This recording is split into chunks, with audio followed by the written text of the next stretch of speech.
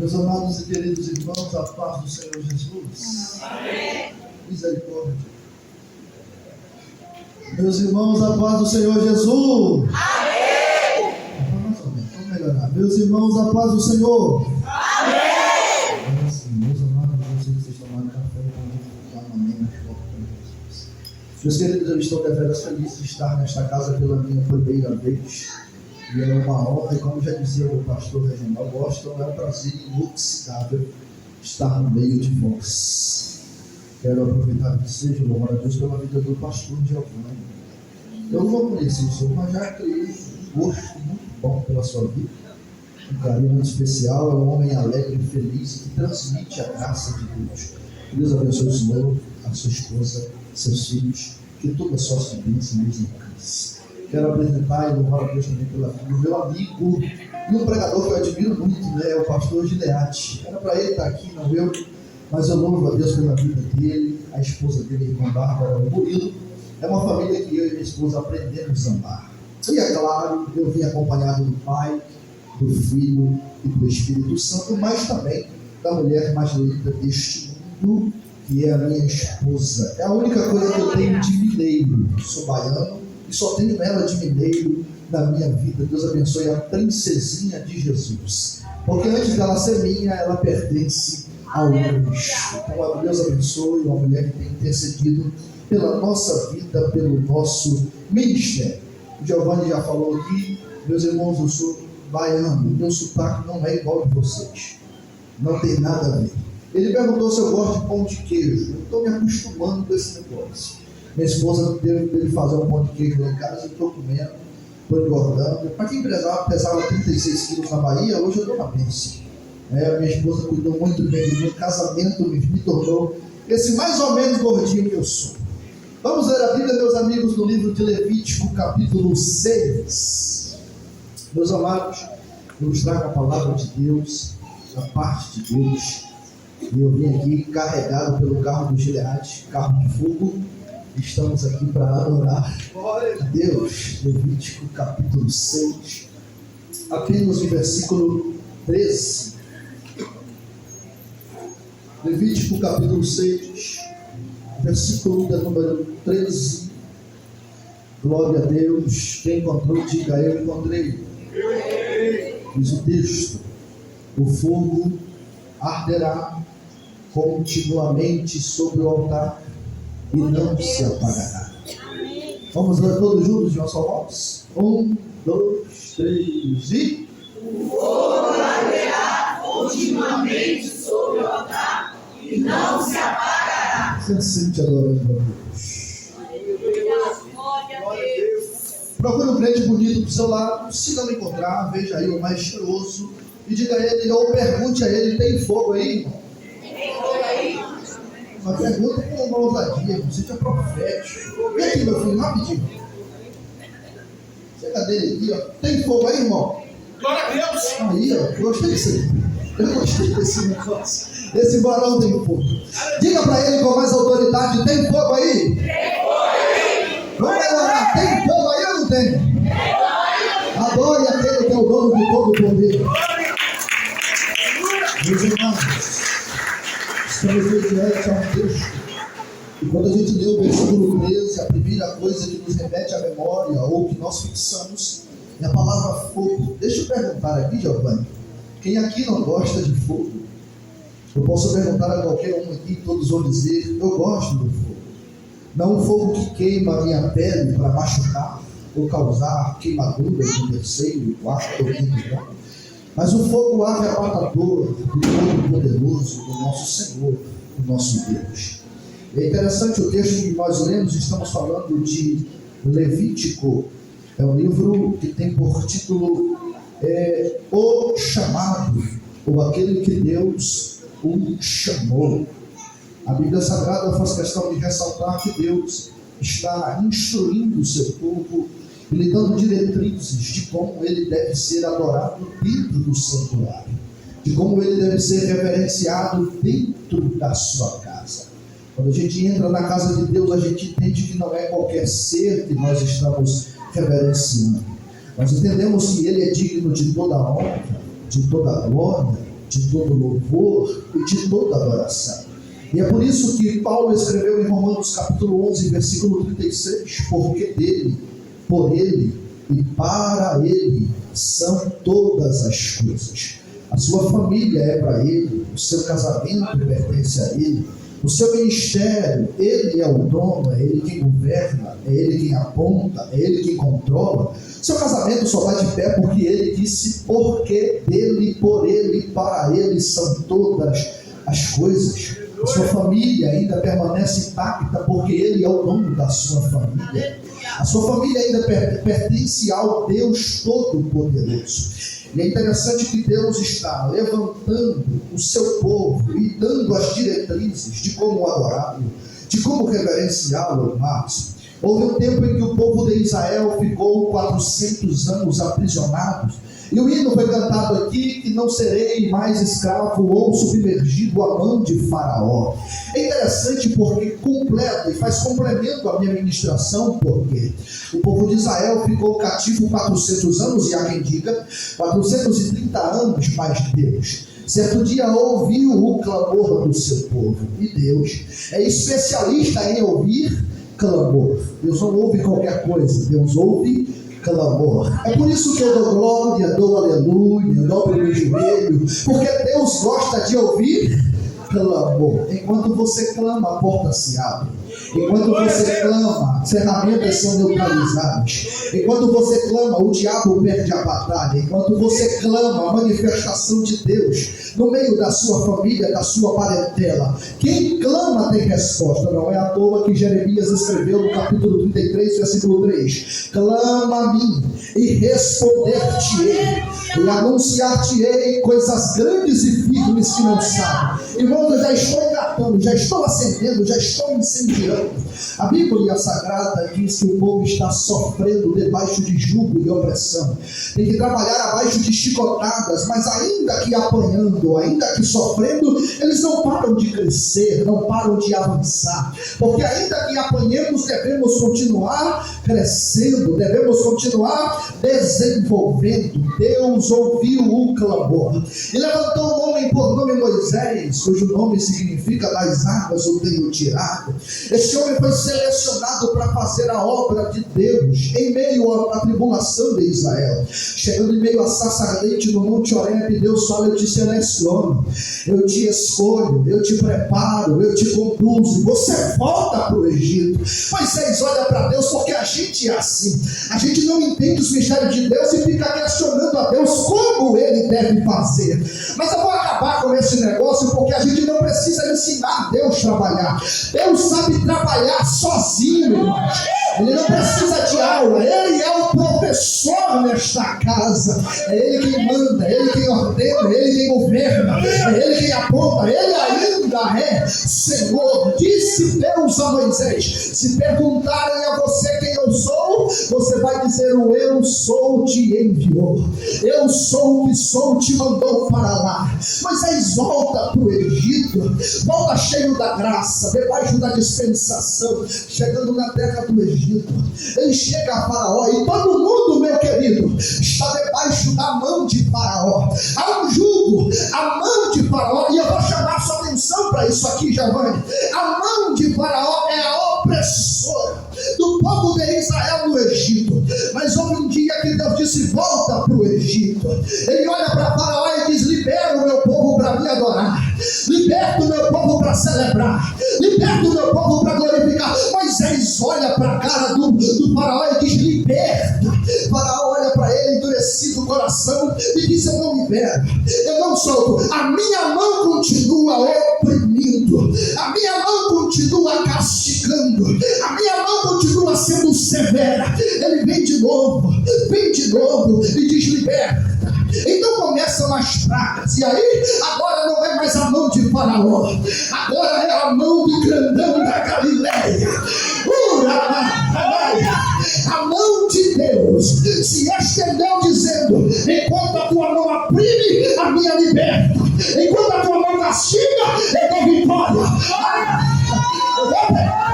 Eu vou pregar isso aqui. A mão de Deus já está indo no meio da tua parentela, a mão de Deus já está indo no meio da tua casa. Não tem demônio que vença o Deus Senhor. Olha a mão de Deus visitando crentes aqui essa noite. A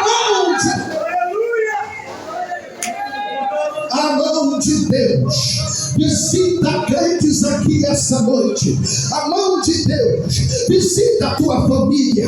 Eu estou pregando aqui, moça, e enquanto olho para você, eu só vejo uma coisa: a mão de Deus. Eu estou pregando aqui, Giovanni, e enquanto eu olho para você, eu só consigo perceber uma coisa: estou todo arrepiado. A mão de Deus. Eu prego aqui, Gileade, e enquanto eu olho para você, eu só vejo uma coisa: a mão de Deus. Irmãos, eu vim da Bahia, carregado pela graça, para dizer: enquanto a mão de Deus estiver na tua casa, o diabo perde a batalha.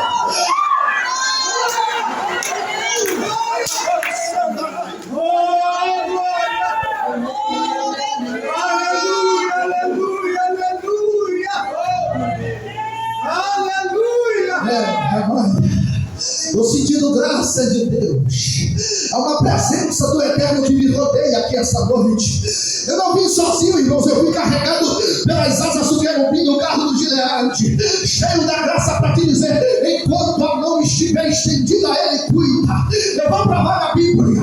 Elias estava diante de Acabe, e quando ele olhou para Acabe, diz: não vai haver chuva. Mas aí disseram: ora, Elias, para que Deus mande chuva. Elias ora, e Gileade pegou isso. E na pregação, ele olha para o céu. O moço de Acabe olha para o céu, e ele só consegue ver uma coisa: eu vejo uma pequena nuvem do tamanho da mão de um homem. Este é um sinal. Vai descer chuva, vai descer orvalho. Eu vou melhorar. Em Isaías capítulo 59, Isaías diz o seguinte: eis que a mão do Senhor não está encolhida para que não possa salvar. Sabe o que é isso? A mão de Deus ainda visita, a mão de Deus ainda cuida. Quando percebem que ainda tem a mão de Deus, levanta a sua mão, abra a sua boca e dê a melhor glória que você pode. Encha esta raça.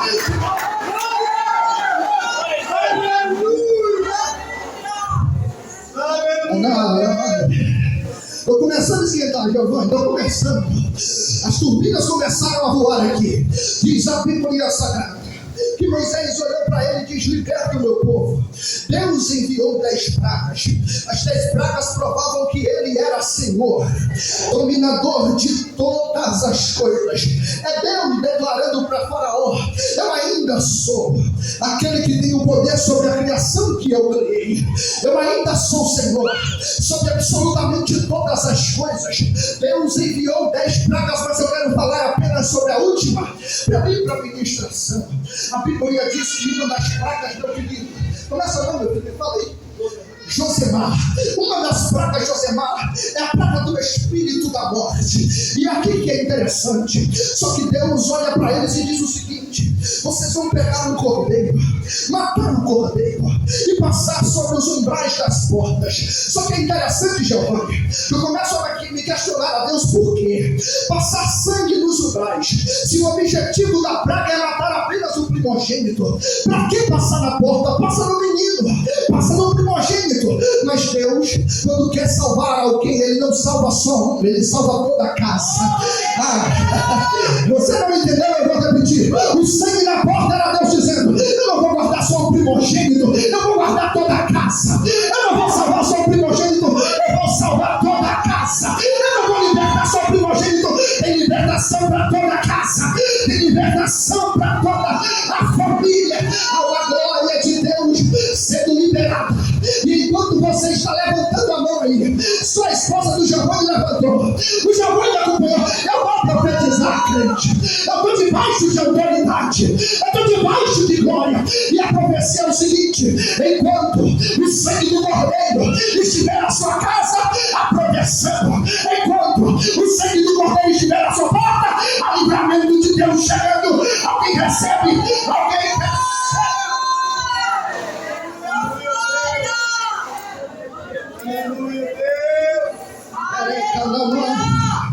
Deus está protegido.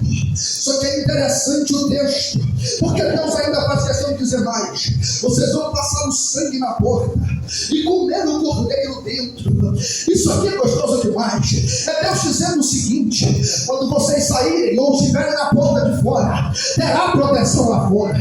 Mas quando vocês estiverem dentro, terá cordeiro dentro. Quando vocês estiverem fora, eu protejo vocês lá fora. Mas quando estiver aqui dentro, eu guardo vocês aqui dentro. Tem gente que entrou aqui e já me disse o Senhor, e deixou um problema atrás da porta de casa, e deixou um problema dentro da família. Mas assim diz o Senhor pela minha boca: eu te guardo enquanto você está fora, mas também visito lá dentro. Eu te protejo lá fora, mas trabalho lá dentro. Há uma glória de Deus que me envolve, e Ele manda dizer: eu protejo dentro, eu protejo fora, eu guardo dentro, eu guardo fora, eu cuido dentro, eu cuido fora, eu zelo dentro e eu zelo por fora, diz o Senhor. É interessante o texto, porque não há questionamento do faraó mais. E a ordem dele é: a minha mão não é mais sobre vocês. Mas e agora? Qual mão vai estar sobre nós? E é a mão de Deus. Porque a mão de faraó maltrata, mas a mão de Deus cuida. A mão de faraó calunia, mas a mão de Deus limpa a calúnia. A mão de faraó destrói casamentos, mas a mão de Deus abençoa casamentos. A mão de faraó aniquila, mas a mão de Deus levanta. A mão de faraó neutraliza, querendo ou não, trazendo maldade, mas a mão de Deus te guarda. A mão de Deus te protege. Eu vejo mãos levantadas ali atrás, e eu vou profetizar só para quem tem mão levantada. A mão de Deus, a partir de hoje, está tomando conta da tua vida. Você não é mais o mesmo e não será mais a mesma. Enquanto a mão de Deus dominar a tua casa, haverá proteção, haverá livramento, haverá graça. Josimar, meu filho, recebe a mão de Deus aí no teu lugar. Que é bom, meu querido.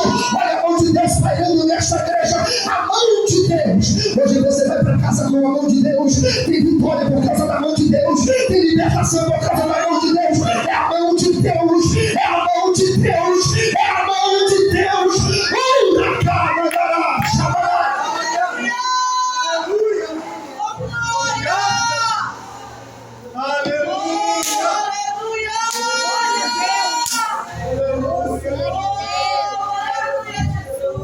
irmãos, eu sinto a vontade de correr aqui neste vagão, mas o espaço é muito curto. Se eu correr eu vou cair. Mas eu sinto a graça do Cordeiro, a presença que me envolve. E eu preciso liberar isso aqui antes de eu continuar a pregação. Sinta a mão do Deus Todo-Poderoso. Sinta a mão do Cordeiro visitando você aí no seu lugar. Sinta a mão de Deus dando as diretrizes para a tua vida. Sinta. Eu vejo lágrimas aqui. Tem pessoas chorando e entendendo que a mão de Deus já está visitando ele, já está visitando ela. É a presença de Deus. A mão de Deus vai continuar guardando a tua família. A mão de Deus vai continuar guardando o teu casamento. A mão de Deus continua te guardando. Continua te guardando. Continua te guardando. Continua te guardando. A mão de Deus continua te guardando. Continua. Deus está libertando o seu povo da terra do Egito. A mão de Faraó não é mais sobre eles, agora é a mão de Deus. Prova disso que no capítulo 14 de Êxodo, Deus disse a Moisés: por que clamas a mim? Diz ao povo de Israel que marchem, que vão caminhando, que vão andando, porque nada vai pará-los no caminho. Como assim, Deus?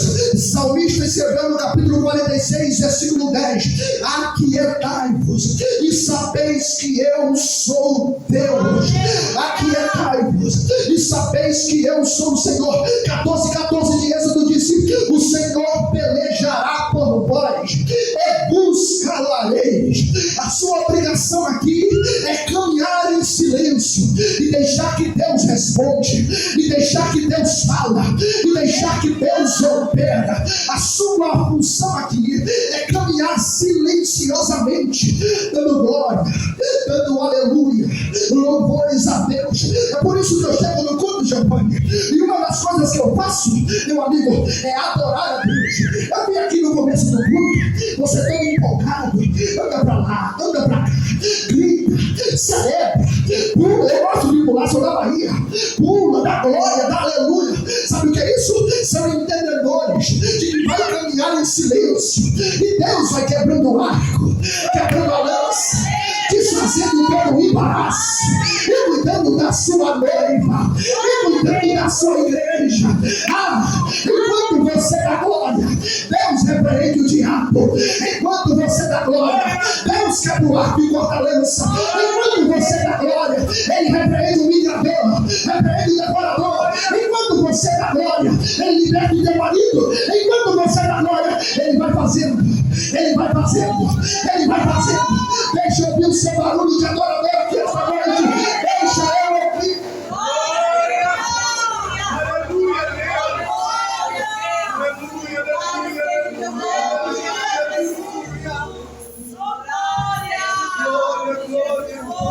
É interessante esse texto, porque Deus libertou, abriu um mar vermelho. Deus está libertando o seu povo. Abriu o mar e todos passaram a pés enxutos, e do outro lado cantaram o hino da vitória. Eu vou profetizar porque Deus está mandando. Te prepare para cantar o hino da vitória. Te prepare para celebrar em meio à dor. Te prepare para adorar em meio às lutas. Deus já está projetando um milagre. Passaram, cantaram. Então Deus me diz o seguinte: Moisés, eu quero um negócio. O que, Deus? Eu quero morar no meio do meu povo. Como assim, Senhor? Eu quero habitar no meio do meu povo. Deus não quer estar no canto direito ou no canto esquerdo. Deus não quer estar na frente nem estar atrás. Deus quer estar no meio. Deus quer estar no centro. Deus não gosta de canto, de ladinho, porque tem gente que só deixa para buscar a Deus em último caso, quando o problema para todo mundo da igreja, mas Deus é o último a saber. Mas eu trago uma boa palavra: Deus não quer ser o último, Ele quer ser o primeiro. Deus não quer estar no canto, Ele quer estar no meio. E eu preciso que você adore dizendo: Deus, a partir de hoje fica no meio. A partir de hoje fica no meio. Procure um crente do seu lado aí, balance ele e diga: Deus agora está no meio.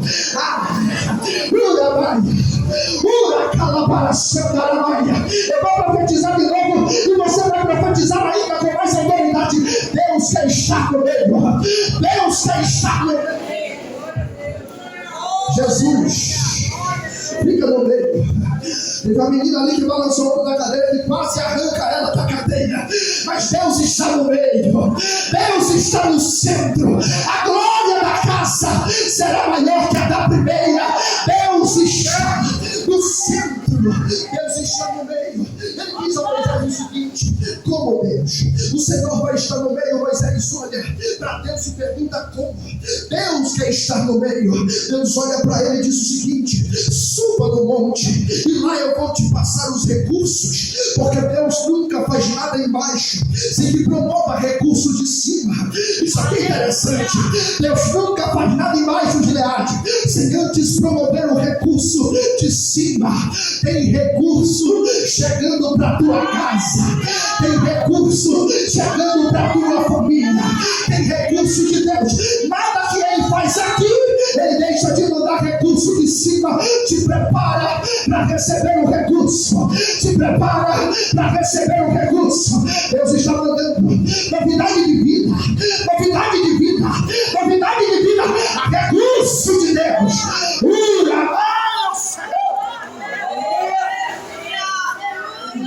Obrigado, Jesus. Quando Deus envia um recurso, Deus está dizendo: eu quero um lugar para morar. Tabernáculo significa morada. Eu quero estar aqui. Hoje você é morada.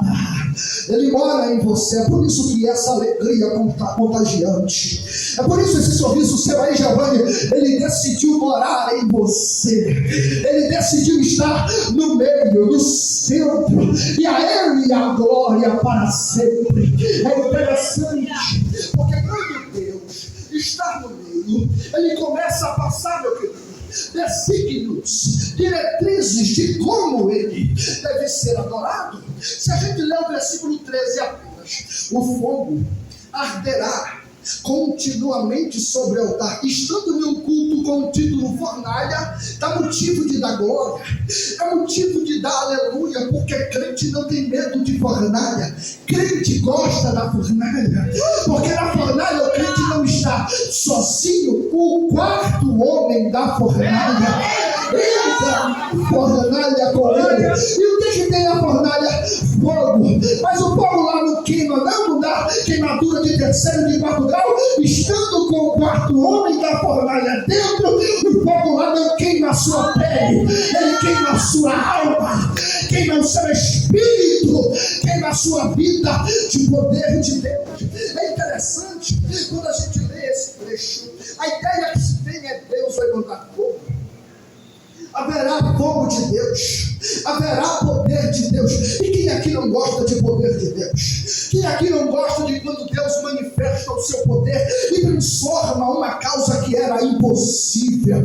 Eu ainda me lembro, Giovanni, quando eu estava no ventre da minha mamãe, Jandaraíra, que nome complicado, mas é o nome que a minha avó deu a ela, Jandaraíra Rodrigues. Eu estava na barriga dela e certo dia, enquanto eu começava o meu ministério, ela sentou no domingo da casa, olhou para mim, Giovanni, e disse assim: meu filho, senta aqui, eu tenho uma história para te contar. Conta, minha mãe.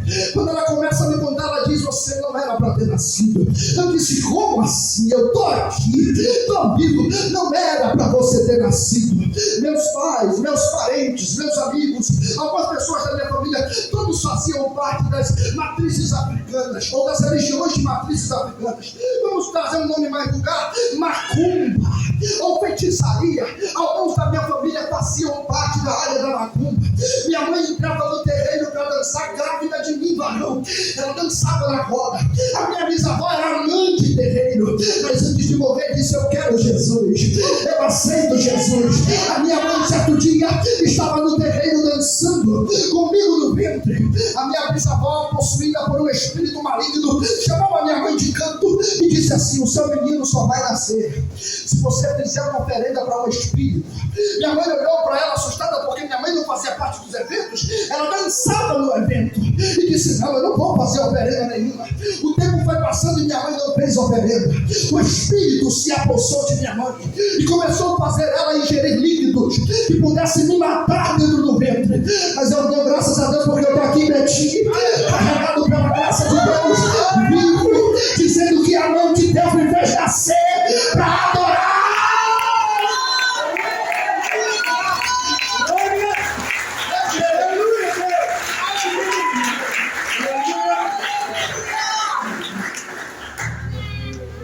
É só a mão de Deus que faz isso. É só o poder de Deus que faz isso. Diz a Bíblia que Deus está dando a diretriz. Deus está dizendo: eu preciso ser adorado. Só que aqui no texto, eu vou chamar a sua atenção para isso aqui. Aqui no texto, Deus vai mandar o fogo ainda, Giovanni. Aqui no capítulo 6, versículo 13, Deus ainda não tinha mandado fogo. Deus só vai mandar o fogo em Números capítulo 23, lá na frente. Deus não está mandando fogo aqui. Por quê? Porque Deus, antes de mandar o fogo, Ele precisa instruir como deve se portar para receber o fogo. Deus é assim. Deus ele não vai dar fogo a qualquer um, de qualquer jeito. Primeiro se porta como crente. Aí tem fogo de Deus. Aí tem graça de Deus. Deus está dizendo: congregue, dê glória, dê aleluia, seja cheio. Aí eu mando fogo, eu mando graça, eu mando poder. Deus não está mandando fogo ainda, mas está dizendo: antes de eu mandar, eu te ensino como receber. Antes de eu te dar, eu te ensino como receber. Deus nunca vai dar nada a você sem antes você adorá-lo na beleza da sua santidade. Primeiro você adora, não tendo, e Deus se visita quando você estiver mais nisso. Vamos para o texto. Diz a Bíblia que Deus está dizendo o seguinte: os sacrifícios costumavam acontecer dentro do tabernáculo, morada de Deus. Só que Deus precisa ensiná-los como receber este fogo que vem, que emana, que enche dentro da fornalha. É interessante porque Deus está dando uma ordem ao sumo sacerdote. Quando vocês chegarem ao santuário e chegar na ponta do altar do holocausto, vocês vão fazer o seguinte: olha isso aqui. O sacerdote vestirá a sua veste de linho fino e vestirá por cima da sua veste as calças. Eu fiquei perguntando a Deus: para que isso? Porque se ele já vestiu as vestes, para que as calças?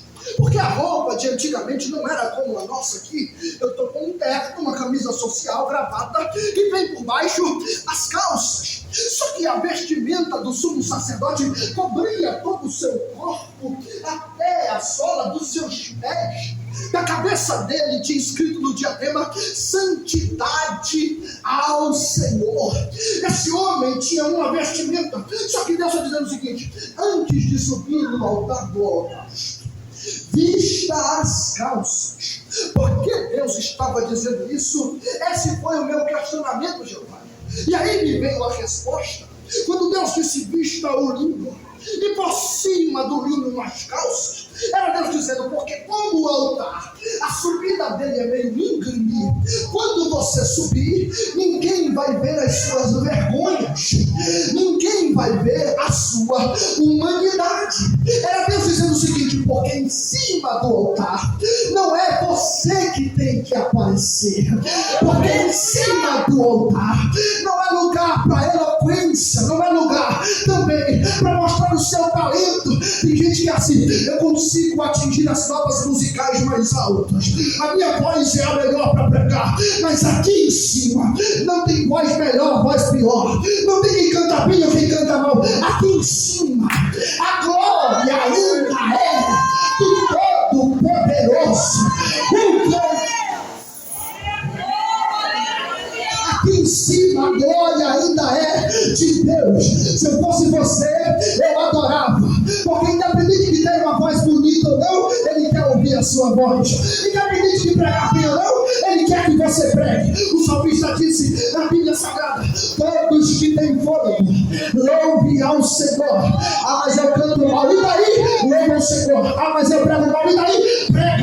A glória não é sua, a honra não é sua, o louvor não é para você, a glória ainda é para Deus, o louvor ainda é para o Senhor dos Exércitos. É Deus ensinando e fazendo entender que a glória ainda é dele. É por isso que hoje, quando conversávamos ali na live, ou melhor dizendo, conversando eu, o Giovanni, o Gileade, o Jonathan, cadê o Jonathan, hein? O Davi está aqui, cadê o Jonathan, meu Deus? Deus abençoe. E quando conversávamos, eu dizia a eles: independente do talento que um ou outro tenha, o objetivo é só um: glorificar a Deus. Ninguém prega igual ninguém, ninguém canta igual ninguém. Eu queria cantar igual esse irmão aqui, eu não sei cantar como você.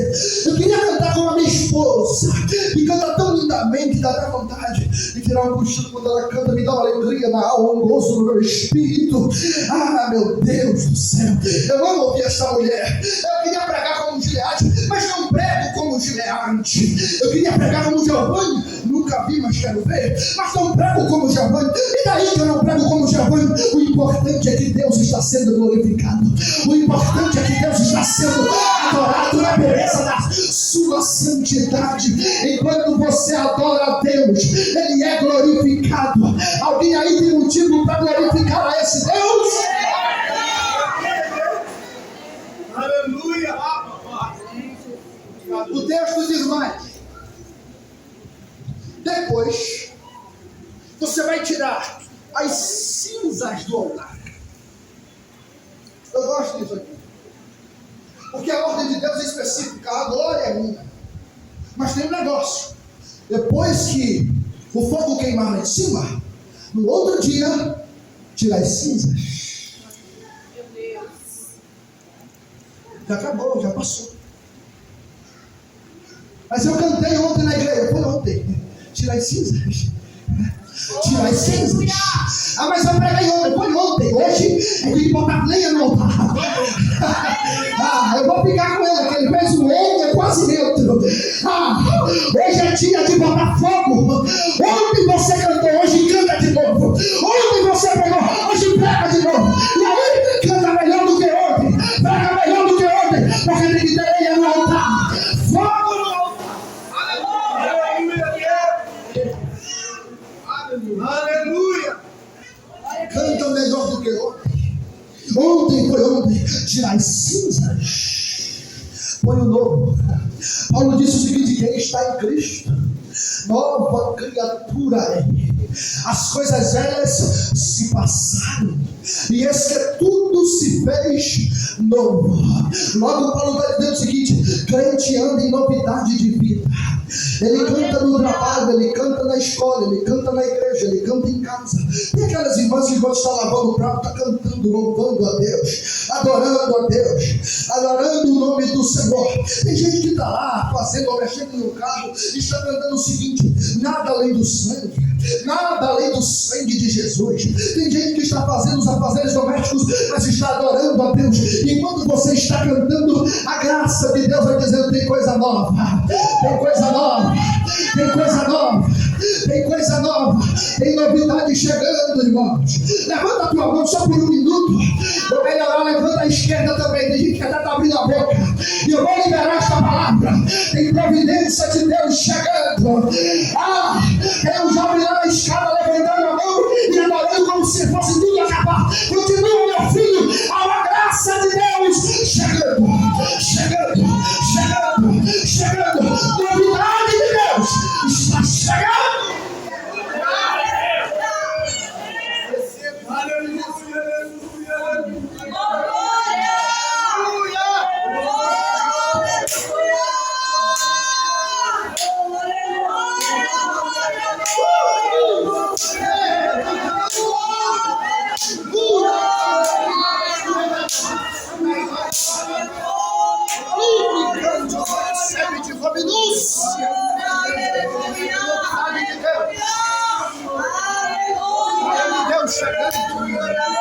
Novidade de Deus.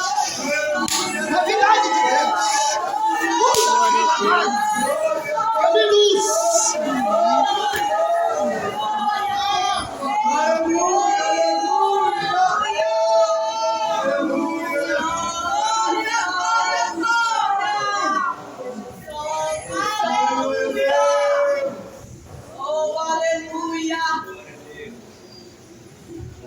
O fogo arderá continuamente sobre o altar. Aleluia.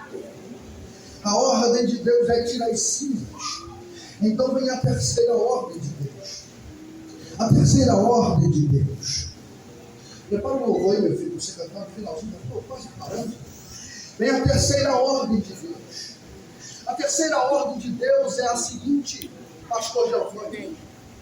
A terceira ordem de Deus é: o fogo arderá continuamente sobre o altar e não se apagará. Mas, Aleluia. toda vez que aparece o mais de Deus da Bíblia, eu fico todo, tem alguma coisa. O mais de Deus não é qualquer coisa. Mas o sacerdote acenderá lenha nele a cada manhã. Aleluia. Essa irmã aqui paga rápido, está sorrindo. Olha o texto. O fogo não vai se apagar. Mas, para não apagar o fogo, porque Deus ele se responsabiliza pelo fogo. Mas a responsabilidade de colocar lenha é sua.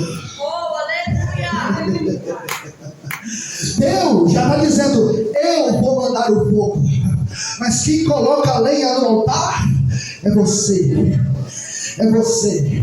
Quem coloca a lenha no altar é a tua casa, é a tua família. Sabe o que Deus está dizendo? Toda vez que eu acordar ou você acordar de manhã, para eu mandar botar fogo, põe a lenha, põe a oração, põe o clamor, jejua, consagra e eu mando fogo.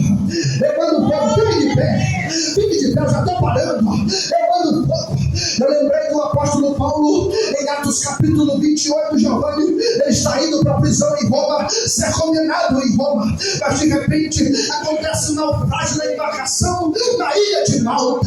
Todo mundo sai da água tremendo de frio, gelado, congelado, melhor dizendo, tremendo. Mas olha isso aqui, Giovanni, ninguém se atina para poder buscar lenha. Mas aí Paulo olha para todo mundo e diz assim: está todo mundo com frio, está todo mundo gelado. Sabe o que eu vou fazer? Eu vou buscar lenha. Paulo pega a lenha e quando põe a lenha no fogo, uma víbora, uma serpente sai e pica a mão de Paulo. Todo mundo olha para Paulo e diz assim: nossa, agora ele vai cair. Nossa, a serpente mordeu ele. Só que esqueceram que quem cata lenha tem fogo. Que quem cata lenha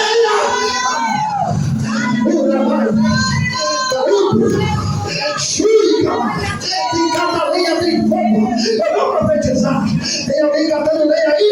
Recebe fogo, recebe graça, recebe a poder no nome de Jesus. Eu vou deixar você adorar por um minuto.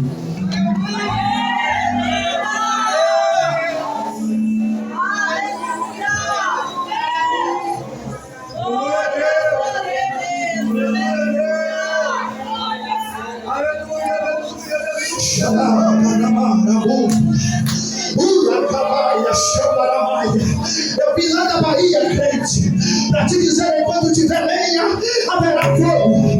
Enquanto tiver lenha, haverá fogo. Enquanto tiver lenha, haverá fogo. Enquanto tiver lenha, haverá fogo. Recebe fogo de Deus aí. Fogo de Deus.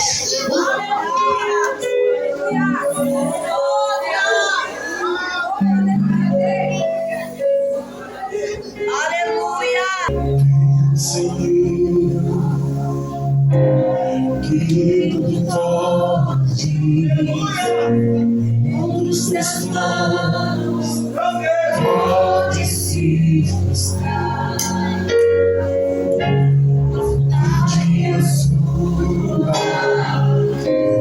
Vivemos vamos deixar em dos teus planos pode se frustrar.